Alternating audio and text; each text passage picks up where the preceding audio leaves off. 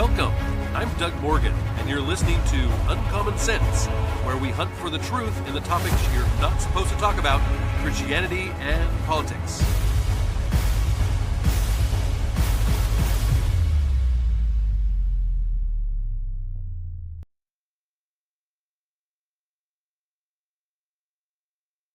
Another heartbreaking shooting happened last week, and we are definitely seeing a pattern here. From a series of articles from the Daily Wire comes this. A Minneapolis Catholic church and school issued a heartbreaking statement on Wednesday, hours after two students, ages 8 and 10, were killed by a trans-identifying gunman.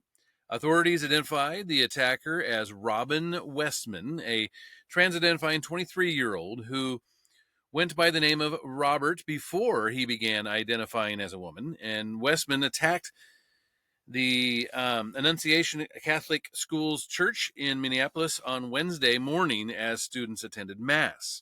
Quote, "We are navigating an impossible situation together at this time.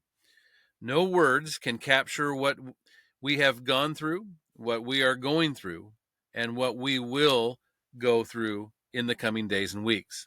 But we will navigate this together." This is what the open letter to the community said. It said the letter was signed by the school's principal, Matthew DeBoer, and the church's pastor, Father Dennis Zenrin. Now, the gunman began shooting into the church from the outside, according to them. Despite the danger, heroic staff protected the students by placing them under pews while law enforcement responded to the scene. Quote, "Tragically, we lost two of our beloved students before the scene was secured.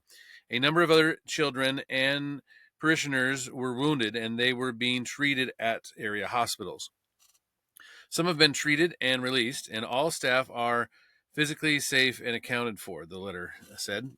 "Please lift up these families and these children in prayer and surround them and each other with your love during this difficult time." Now, both of them went on to describe the situation as unfathomable, saying that in this time of darkness, let us commit to being the light to our children, each other, and our community. We will rebuild our future filled with hope together, the letter concluded. Now, Westman began his attack by firing into the church through its windows during Mass, and after killing two and injuring 18 others, he turned his weapon on himself in the church parking lot, according to police. Westman's mother worked at the school that he targeted, though it is unclear what position she held in 2021. The church celebrated 5 years of her working for the parish at that time. Westman left behind numerous journal entries, drawings, videos, and other content that reflects many dark thoughts. Some of the messages carried anti-Semitic threats against Jews, such as, quote, "If I will carry out a racially motivated attack, it would be most likely against filthy Zionist Jews. And I hate those entitled penny-sniffing," and they use the K word. Now, FBI Director Kash Patel said on Wednesday that the Bureau is investigating the attack as an attack of terrorism and a hate crime targeting Catholics. White House Press Secretary Karen Leavitt tore into her predecessor's former press secretary Jen Psaki over an ex-post attacking those who responded to Wednesday's tragic school shooting by offering prayers. During Thursday's briefing, Leavitt told members of the press corps that she had seen Psaki's post and thought it was extremely disrespectful of her to dismiss the beliefs of many Americans who value prayer. Quote, "Yes, I saw the comments of my predecessor, Miss Psaki, and frankly, I think they're incredibly insensitive and disrespectful to the tens of millions of Americans of faith across the country who believe in the power of prayer, who believe that prayer works, and who believe that on a morning like this, when beautiful young children were killed while praying in a church, it's utterly disrespectful to deride the power of prayer in this country. That's what Levitt said. And she also said, and it's disrespectful to the millions of Americans of faith, and I would encourage Misaki to pray for these families themselves who need it right now more than ever. Now, Saki's post on Wednesday, shortly after the news broke of the deadly shooting, said prayer is not freaking enough. Prayer does not end school shootings. Prayers do not make parents feel safe sending their kids to school. Prayer does not bring these kids back. Enough with the thoughts and prayers, unquote. Minneapolis Mayor Jacob Frey, also a Democrat, by the way, made a similar comment during a press conference on Wednesday in an effort to direct the conversation toward gun control. He said, "Don't just say this is about thoughts and prayers right now. These kids were literally praying. It was the first week of school. They were in a church." If you're a politician or you're a media commentator, and this is a quote by J.D. Vance, by the way, Vice President J.D. Vance. He said, "If you're a politician or you're a media commentator and two beautiful babies just got murdered while praying, and your politics force you to condemn prayer in response to it, you ought to get new politics, because something very wrong has gone on inside your soul." I really couldn't agree any more than that. So the question kind of remains, right? So why would he, the shooter, do this? Well, Greg Norman of Fox News wrote this. He said, authorities in Minneapolis revealed more details about the motive of the Catholic Church shooter, Robin Westman, with the city's police chief saying that, quote, ultimately, the purpose of the shooter's actions was to obtain notoriety for the shooters themselves. Brian O'Hara made the remark after telling reporters that no evidence will ever be able to make sense of the mass shooting that left 2 children dead and 18 others injured on Wednesday.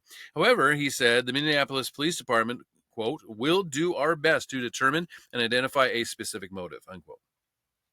Quote, what we have seen so far is this is an individual who, unfortunately, like so many other mass shooters that we have seen in this country too often and around the world, had some deranged fascination with previous mass shooters and very disturbing writings that demonstrate hatred towards many different individuals and different groups of people, O'Hara said.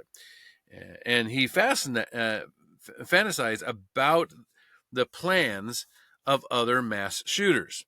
The shooter expressed hate toward almost every group imaginable. The shooter expressed hate toward Black people. The shooter expressed hate toward Mexican people. The shooter expressed hate toward Christian people. The shooter expressed hate toward Jewish people. And he goes on to say, in short, the shooter appeared to hate all of us. The shooter's heart was full of hate. There appears to be only one group that the shooter didn't hate, one group of people who the shooter admired. That group were the school shooters and mass murderers that are notorious in this country. He said of Westman, more than anything Westman was more than anything focused on killing children. The shooter was obsessed with the idea of killing children. The shooter saw the attack as a way to target our most vulnerable among us while they were at their most vulnerable at school and at church. And it really does go on. The shooter lashed out at Jews, according to the New York Post, which published translations of some of his entries that were written using the Cyrillic alphabet. If I will carry out, this is what Westman wrote. He says, if I will carry out a racially motivated attack, it would be most likely the filthy Zionist Jews. I hate those entitled penny sniffing Ks. and used the slur there. Westman also wrote a number of anti-Semitic hateful messages on his firearm and magazines, including the phrases like 6 million wasn't enough, of course, referring to the Holocaust. Israel must fall, release the files, and destroy HIAS, which is in reference to the Jewish Aid Organization. Westman's weapons carried numerous other messages, such as "Where is your God?" "For the children," "Kill Donald Trump," and "Why so curious?" Greg Norman also said that Wednesday mass shooting at the Catholic school draws parallels to the Covenant School massacre, a targeted March 2023 attack on a Christian school in Nashville, Tennessee, by a transgender shooter who killed three third graders and 3 adults. The stark reality is that mass shooters read about and study their predecessors before committing their own carnage. This is according to Don Aaron, a spokesman for the Nashville Metropolitan Police Department, and what he told Fox News Digital. He said, quote, "We know the shooter in the Covenant case did, as she planned her attack over a period of many months. She went through firearms training during that period without setting off alarms. She had no adverse contact with law enforcement prior to the day of the shooting." He said, and after a lengthy investigation, the shooter's quest for notoriety was deemed to be the motive. Said that she wanted her bedroom to be preserved and movies and books to be made about her. That is why it is so important to make the victims the focus of the public statements in the days, weeks, and years after these horrible crimes are committed. Most people, especially law enforcement, do not want publicity focused on the shooter's twisted planning so it does not influence others. Kind of an interesting tidbit too. Westman's mother, in this case, Mary Grace Westman, worked as a secretary, as it turns out, there at the Annunciation for 5 years as of 2021. Now, it doesn't look like she may have been working there now, but one of the interesting things that has come out from the shooter's writings is that the trans-identifying shooter who killed 2 children and wounded dozens, of course, wrote in a journal entry that he was tired of being trans and regretted that he brainwashed himself. A journal reportedly belonging to Robin Williams, or I'm sorry, not Robin Williams, Robin Westman, 23, who was born Robert Westman, revealed some of the dark thoughts of the gunman who opened fire on the students and staff. The journal, which was written in a mix of Russian Cyrillic script and English kind of phonetically sounding words, indicated that Westman held regrets about identifying as transgender. He said, quote, I only keep long hair because it is pretty much my last shred of being trans. I am tired of being trans. I wish I never brainwashed myself, he said. Quote, I can't cut my hair now as it would be an embarrassing defeat. And it might be a concerning change of character that could get me reported. It just always gets in my way, and I will probably chop it off on the day of the attack. In another section of his journal, Westman reportedly wrote, I don't want to dress girly all the time, but I guess sometimes I really like it. I know I'm not a woman, but I definitely don't feel like a man. And in 2020, Westman officially changed his name to Robin because he identified as a female and wants, quote, her name to reflect that identification. Of course, at the time, Westman was still a minor, so his mother had signed off on the application to change his name, according to government documents shared with Washington Free Beacon. It's unclear if Westman took any hormone treatments or underwent any surgeries to align with his trans identity. But one thing is that Westman, um, he definitely was having regrets, and he was very confused individual. Um, the deranged Minneapolis gunman, he blamed his mother for his decision to kill so many people at the Catholic school, after she warned him that he would regret transitioning to female. While in the next line in his manifesto, he discouraged people from letting their kids change gender. Um, so yeah, definitely some really confusing things here.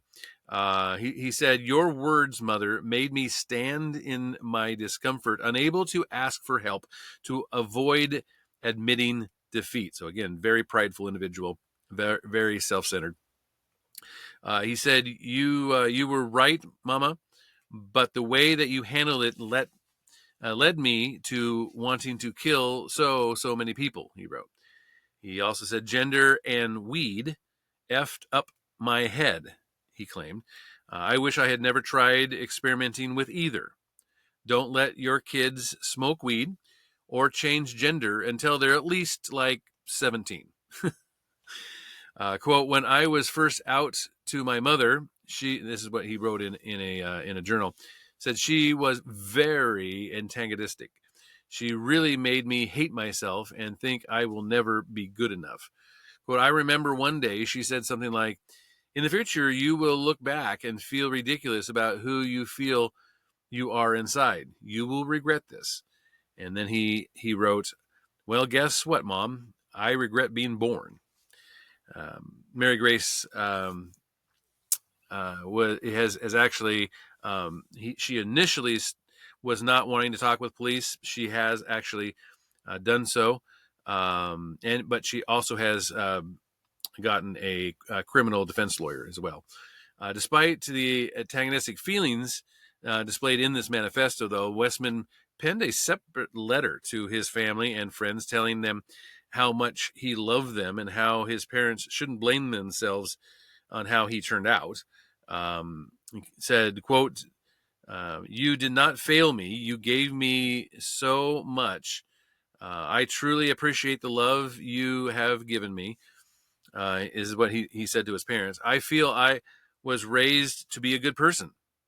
I've kept those traits of empathy, self-sacrifice, and good character. Please do not think you have failed as parents," he added. Westman also wrote that he would never stop smoking, which he suspected, without apparent evidence, had given him cancer, nor the attack that claimed 2 lives and left 18 others wounded on the church. He said, "I wish I could stop vaping, but I can't. If I could stop vaping, I could stop myself from doing this attack, but I just don't want to.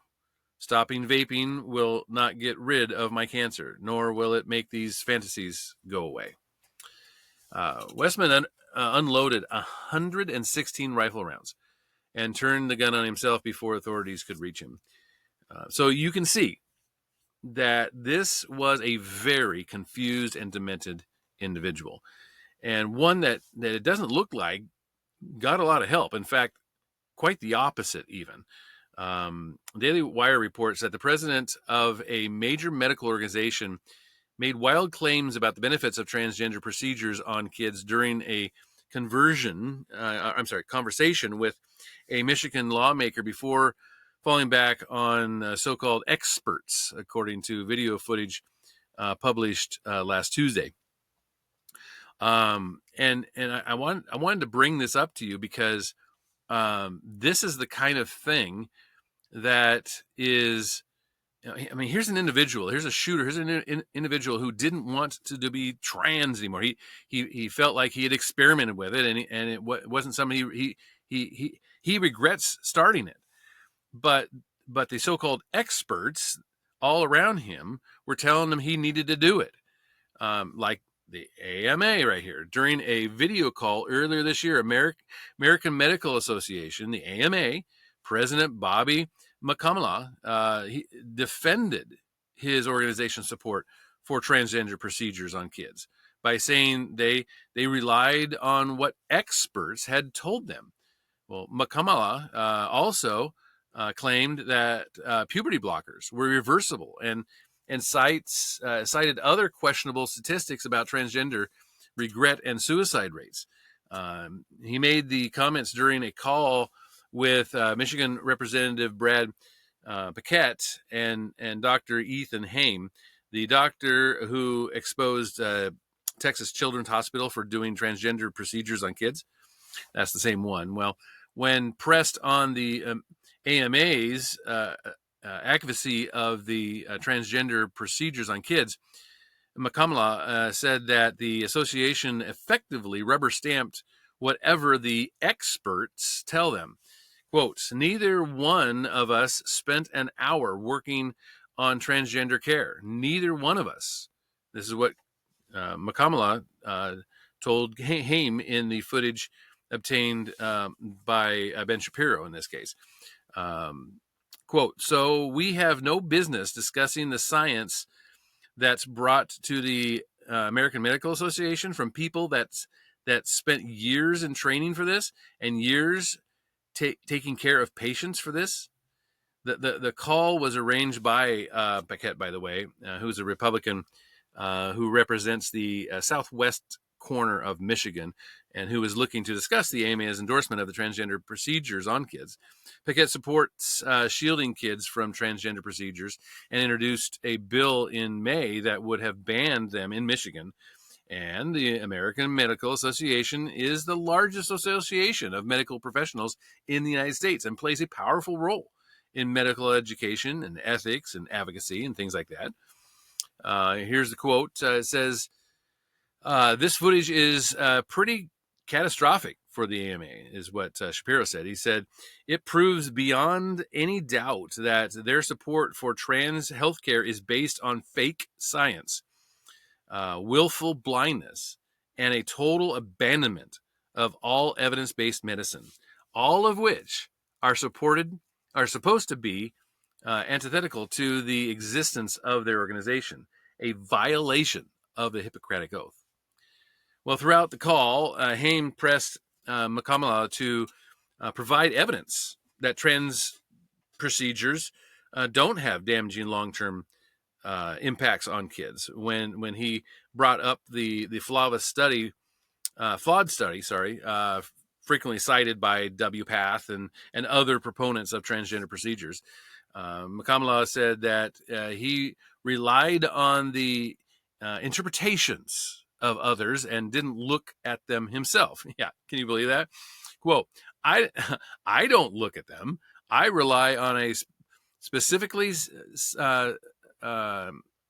society to look at them and give us their opinion on them. I am not an expert at all. And honestly, I don't think you are either, he said. I'm not an expert at all. I'm not an expert at all in this science that you're talking to me about. I defer to the experts. Well, at one point, he clearly mocks Haim for even asking questions about the issue. Commenting on Kamala's repeated claims that he was not an expert, Shapiro said that he should at least be aware of the ethical issues surrounding transgender medicine. Quote, and sure, he's not an expert in endocrinology or plastic surgery, but as the president of the AMA, he's meant to be an expert in the AMA's code of ethics and, at the bare minimum, the Hippocratic Oath. Well, Makamala also claimed during the call that puberty blockers were reversible. Studies have shown that puberty blockers can cause permanent damage to fertility and loss of bone density, especially in the hips and spine. And he also suggested that between 50 and 70% of transgender individuals commit suicide, and that only 2% of those who have medical transgender procedures regret those procedures. But both numbers are, of course, suspect numbers, and as even the most extreme studies only say that up to 40% of transgender identified people have attempted suicide. The 2% regret rate comes from a study that only measured after surgery, not the tens of thousands of kids who have been placed on puberty blockers or cross-sex hormones. It also did not measure regret past 2 years after the initial surgery. So after Paquette told McCamala that he was upset by what he was hearing about kids being pushed to transition, he said that the way to not be distraught is to talk to experts. Well, McConnell also appeared to claim that sex change surgeries were not happening on kids in Michigan. And of course, this conflicts with the data compiled by Do No Harm, that shows that there have been at least 186 kids who have undergone a transgender surgery in Michigan alone. The American Medical Association has been a staunch defender of transgender procedures on kids for years. And in April of 2021, the organization sent a letter to the governors across the country urging them not to protect kids from transgender procedures. Quote, empirical evidence has demonstrated that trans and non-binary gender identities are normal variations of human identity and expression. This is what the organization wrote. It said, quote, it is imperative that transgender minors be given the opportunity to explore their gender identity under the safe and supportive care of a physician. Then in 2022, in a speech, then American Medical Association President Jack Resnick Jr. claimed the opposition to the transgender procedures on kids was driven by misinformation.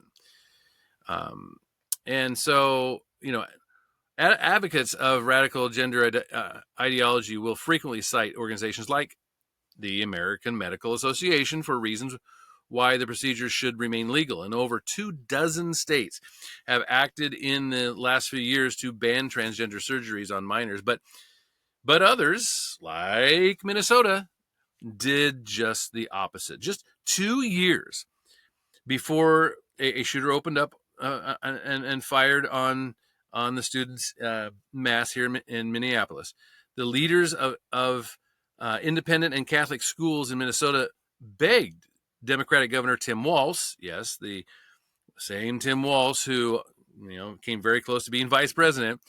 They begged him for helping securing schools, according to a 2023 letter, and the funding was never authorized.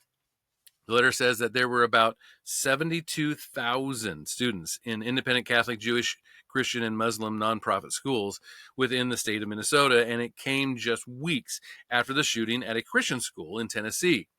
Atkins told the Daily Wire on Wednesday that no additional security was ever funded, even though the money existed.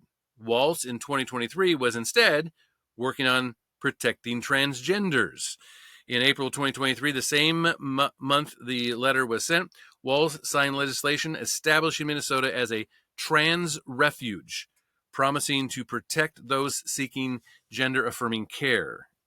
Now, even Minnesota Democratic Lieutenant Governor Peggy Flanagan was slammed for a T-shirt that she had previously worn, emblazoned with the words "Protect Trans Kids" alongside a dagger in the graphic.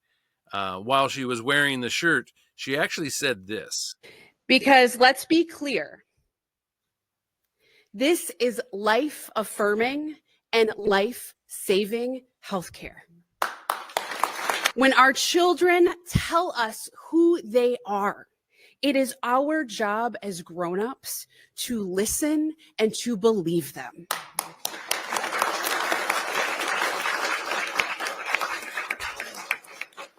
That's what it means to be a good parent. That's what it means to be a good parent.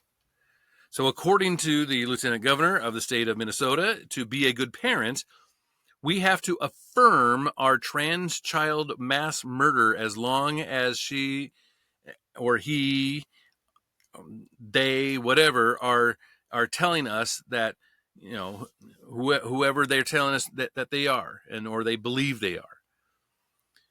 I will end today with a few comments to that were presented by others that expressed what they thought of this lieutenant governor's comments. One was, their blood is on your hands. You gave this death cult sanctuary. Culpable, it's on your watch with your encouragement. You cannot escape responsibility for this, no matter what platitudes you post. You own this. And lastly, terrifying act of violence, so carefully sterilized as if it were just some random person attacking another random person.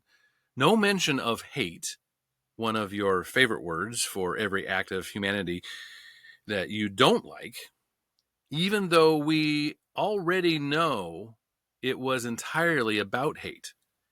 Hate that people such as yourself in a position of leadership for an entire state of Americans have encouraged. And that's where I want to leave that today.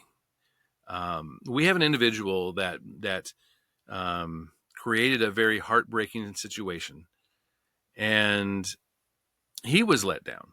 He was let down by leaders around him. He was let down by the medical establishment around him. He was let down by a lot of people. And he did a terrible thing. And I think that we're seeing a pattern forming here. I think we're seeing this play out again and again and again. And I think it deserves even some more discussion. And I think we're going to do that coming up on Wednesday. So let's come back and let's talk about this.